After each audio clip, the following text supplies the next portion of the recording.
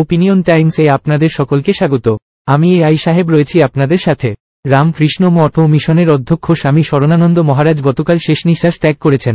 গত 29 জানুয়ারি থেকে স্বামী শরণানন্দ মহারাজ রামকৃষ্ণ মিশন সেবা প্রতিষ্ঠানের ভর্তি ছিলেন। এরপর গত 3 মার্চ হঠাৎ মহারাজের শারীরিক অবস্থার অবনতি হয়। এই খবর পেয়ে দেশের প্রধানমন্ত্রী নরেন্দ্র মোদী ও রাজ্যের মুখ্যমন্ত্রী মমতা বন্দ্যোপাধ্যায় হাসপাতালে দেখতে গিয়েছিলেন। মহারাজকে ভেন্টিলেশনে স্থানান্তরিত করা হয়। টানা 23 দিন ভেন্টিলেশন সাপোর্টে ছিলেন। স্বামী শরণানন্দ মহারাজ গতকাল সন্ধ্যা 8:14 শেষ নিঃশ্বাস ত্যাগ করেন। বেলুর মঠের সংস্কৃতি ভবন অডিটোরিয়ামে শায়িত রয়েছে তার দেহ। আজ ভোর থেকে প্রয়াত স্বামী শরণানন্দ মহারাজের শেষবারের জন্য শ্রদ্ধা জানাতে জড়ো হয়েছেন ভক্তরা।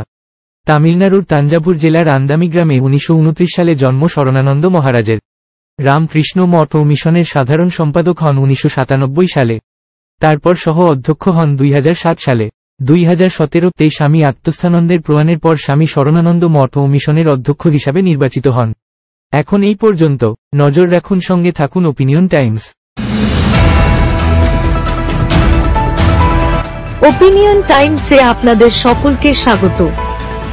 পশ্চিমবঙ্গে এই প্রথম বাংলা নিউজ পোর্টাল। আমি এআই দিয়াসিনী, আর আমার সাথে আছে আমি এআই আদিত্য।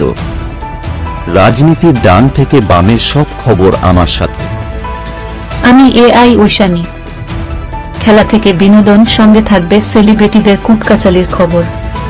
আমি এআই সিদ্ধার্থ। বাজার অর্থনীতি থেকে রাজনীতির ওঠাপড়া, কুর্সি বদলের সব খবর আমার সাথে।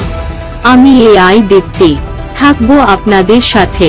সত্যের উদ্ঘাটন, নিরপেক্ষ বিশ্লেষণ, সঠিক খবর প্রদান। সঙ্গে থাকুন, দেখতে থাকুন ওপিনিয়ন টাইমস।